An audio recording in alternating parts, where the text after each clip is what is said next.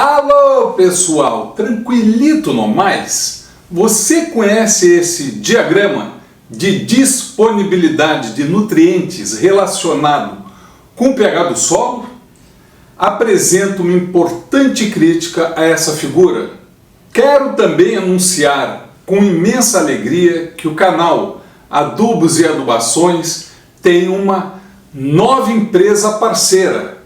É a SML, que é uma empresa indiana presente em 80 países, que tem várias patentes em fabricação de fertilizantes, que são inéditos no Brasil e que certamente vêm para contribuir para os aumentos de produtividade e de qualidade da nossa agricultura. Antes da apresentação, quero convidar a todos que produziram dissertações de mestrado e teses de doutorado sobre fertilidade do solo com foco prático a apresentar seu trabalho no canal Adubos e Adubações. Vamos divulgar as pesquisas para todos. Se você gostou dessa ideia, me contate no meu LinkedIn. Te aguardo. Vamos então para a apresentação do artigo.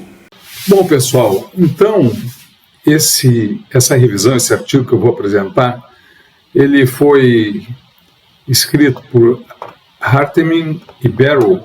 O Harteman é dos Estados Unidos, o Barrow é numa universidade na Austrália, e foi publicado no Plant Soil em 2023, muito recentemente, no último janeiro, em que ele faz uma discussão, uma revisão sobre o pH do solo e as relações com os nutrientes. Então aqui nós temos a referência, quem tiver interesse pode procurar, que localiza na internet. E sobre o que trata? Ele trata sobre esse primeiro diagrama, e depois vem um segundo diagrama, em que o Pettinger, já baseado em alguns trabalhos anteriores, ele resolveu fazer um diagrama que ele julgava muito interessante, em que abaixo de pH 7 ele põe acidez, acima de pH 7 a alcalinidade, e aqui nós temos a disponibilidade de nutrientes, que é proporcional à espessura dessas faixas aqui. O nitrato, por exemplo, né, seria mais disponível de pH 6 a 7, à medida que o pH cai a disponibilidade dele, né? Então, esse artigo faz um histórico sobre tudo isso e chega a esse diagrama, e aqui é o diagrama realmente original do Trog, em 1946, e que foi o iniciador dessa ideia toda, com os trabalhos que ele fez em alguns solos americanos, e que ele pegou aquele diagrama que ele achou muito interessante do Pettinger e ampliou e colocou mais nutrientes. E da mesma forma ele coloca, né, as concentrações mais alcalino, concentração de hidrogênio aumenta, à medida que a acidez aumenta aqui para a esquerda, com íons de hidrogênio, né, com prótons, e aqui nós temos, né, o pH 7. E a mesma ideia, não é? E esses dois comentam, os dois autores dessa revisão desse artigo, que esses diagramas se espalharam pelo mundo de uma forma absolutamente incrível. Olha, no tempo não tinha nem internet, nem Instagram, Facebook, nem o canal Adubos e Adubações, né? E foi se espalhando, e todos aceitaram, sem uma discussão mais fundamentada.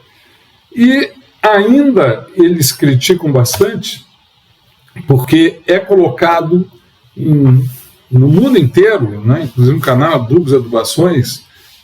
Eu já usei esses diagramas, talvez não nesse formato, mas em vários formatos que ele foi feito, colorido, transformado em gráfico. Então nós temos um pH 6,5 que seria o ideal. Por quê? Porque as faixas dos nutrientes estariam de forma comum entre 6 e 7 aqui, na sua maior espessura, quer dizer, eles estariam bastante disponíveis às plantas. E o artigo coloca que e critica bastante isso. Então, esses autores desse artigo, dessa revisão, eles comentam o seguinte, que já lá em 1946, o próprio Trug, que fez esse diagrama final, que está em preto e branco original, e que o Trug já chamava atenção e que muita gente, né, nós professores e no mundo inteiro, foi adotado durante anos, e ele já falava, o Trug, disponibilidade de nutrientes fora da faixa ideal, que seria ali ao redor de 6,5, pode suprir eficientemente a planta na medida que outros fatores afetam a disponibilidade. Além de que algumas plantas têm baixa demanda de determinado nutriente. Então ali ele já mostrava que ele não achava que esse diagrama era uma coisa extremamente que era absolutamente correto para todas as situações. E aí esses autores do artigo atual, eles escrevem isso, não é? O conceito de pH do solo versus disponibilidade de nutrientes, segundo eles, é o calcanhar de Aquiles da fertilidade do solo atual. Não é? No entendimento deles, isso se popularizou de tal maneira, se tornou uma verdade na cabeça dos técnicos, produtores, de tão apresentado que foi difundido esse diagrama, que nem sempre ele pode ser utilizado dessa maneira. E aí ele está aqui, né, o Aquiles com a flechinha no calcanhar dele. Então eles são muito críticos a essa maneira de transmissão e mesmo ao diagrama na atualidade. Eles também chamam a atenção que o próprio Pettinger, em 1936, falava, né, a disponibilidade de alguns nutrientes não são regulados pelo pH do solo.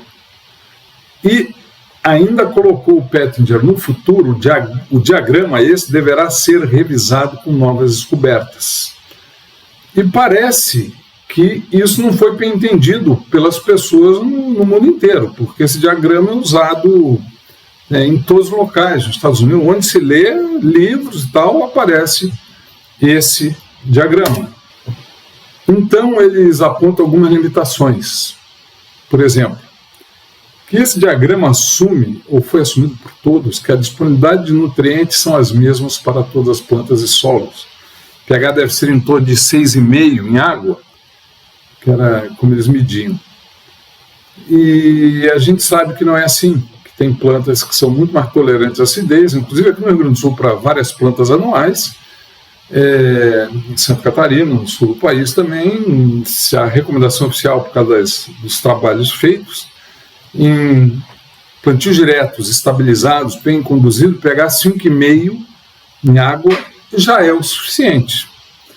Portanto, a gente assume isso quando apresenta esses diagramas a produtores, a alunos, e todos os leigos estudam em cima desse diagrama. Depois eles colocam algumas coisas, né, que algumas plantas são mais produtivas em solos ácidos. Alguns tipos de chá, abacaxi, e outras requerem solos alcalinos. E uma coisa importante que esses, em 82, eles colocaram, né, que a melhora das performances dos cultivos com solos calcareados não seria devido ao aumento da disponibilidade desses nutrientes, e sim devido à redução do alumínio tóxico. Porque esses nutrientes variariam imensamente de situações a situações, essa disponibilidade, e que, no caso, isso foi um solo americano, alguns solos de algumas regiões dos Estados Unidos, e que se espalhou para o mundo inteiro o diagrama pela facilidade de entendimento que ele dá sobre a questão. Outras limitações, né, a gente hoje sabe que a atividade biológica no solo é importantíssima, inclusive para a nutrição de plantas, e eles colocam que flutuam com pH, então dependendo da planta, clima, o pH influi nessas populações de micro-organismos, e isso aí também pode fazer diferença em disponibilidade de nutrientes, não apenas o pH, mas a atividade biológica também, em diferentes situações, produzir diferentes efeitos.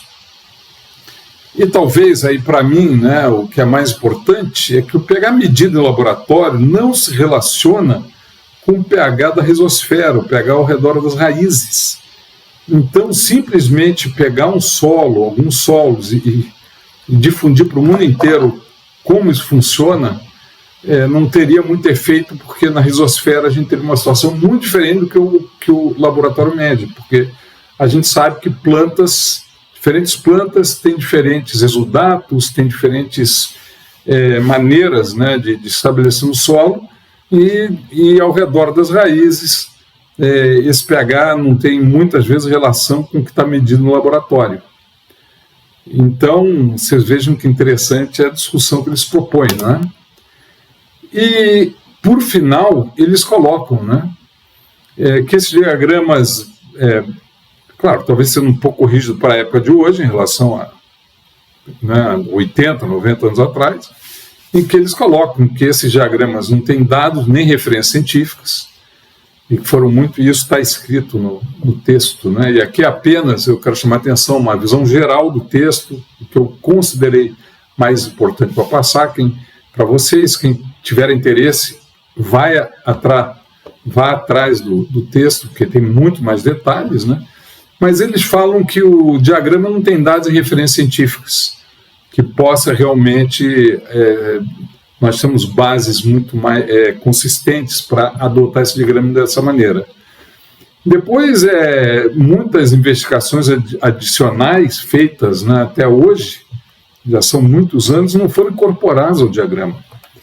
E, por final, recentes pesquisas sobre nutrientes, solubilidade, transformações biológicas no solo, etc., não dá para resumir tudo num simples diagrama para a gente aceitar isso de uma maneira... entre aspas, tão simples, né? E mesmo dei alguns exemplos que aqui no Brasil a gente, na prática, inclusive com recomendações de pesquisas oficiais, já não adotamos, né, que o pH de referência tem que estar ao redor de 6,5, que seria, entre o que eles falam, né, o ideal. Por fim, eu quero fazer algumas considerações finais minhas, né, em que só reforça a ideia que a gente precisa de pesquisas locais, entendimentos locais, não adotar modelos sem discussões aprofundadas para diferentes situações, que cada vez mais a gente pode ter, com essa toda a comunicação que a gente tem no mundo inteiro, pega trabalhos do exterior, pega mesmo aqui no Brasil em situações diferentes do que uma região tem em relação a outra, e simplesmente se adapta, não é? E que precisa de discussão, precisa de trabalho, precisa de pesquisa para a gente avançar. Também é muito importante, que eles reforçam muito isso no artigo, que a experiência em cada situação edafoclimática é fundamental para a gente poder avançar e fazer, vamos dizer, as adubações e fazer as considerações certas sobre... eles ainda comentam uma sinergia de nutrientes ou mesmo competição entre nutrientes, e que isso no diagrama não está, né? Eu gostaria de lembrar que, inclusive, aqui no canal do Adubações existe, tem vídeos, né, em que a gente mostra que aquelas relações de nutrientes na CTC do solo não fazem muito sentido, não existe consciência técnica para a gente considerá-las. E hoje muita gente adota, isso foi gerado nos Estados Unidos há muitos anos.